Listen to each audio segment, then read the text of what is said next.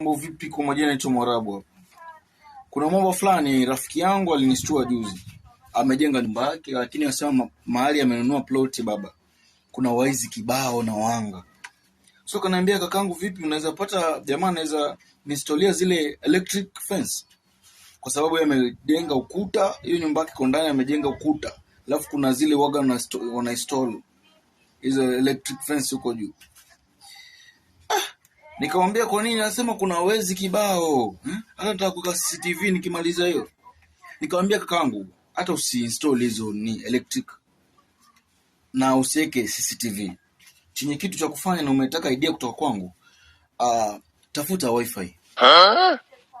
Weka wifi hapo mtaani. Alafu tafuta jamaa mmoja ama Gen Z, tafuta jamaa mmoja tu. Alafu waambie madogo wenzake kuwa pale kuna wifi ya bure.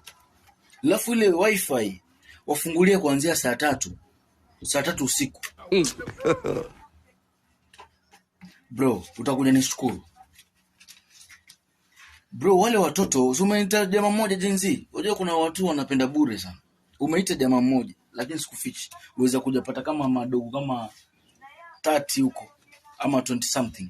Wote wakiwa na wako ma YouTube, wako nini, wameketi hapo nje kwako. Na sikufichi, hapo ndo utakuwa tayari ni ulinzi. Asi lazima uchukue watchman, sijui uandike watchman nini. Wewe bora tu kila siku unakuwa unalipia nini?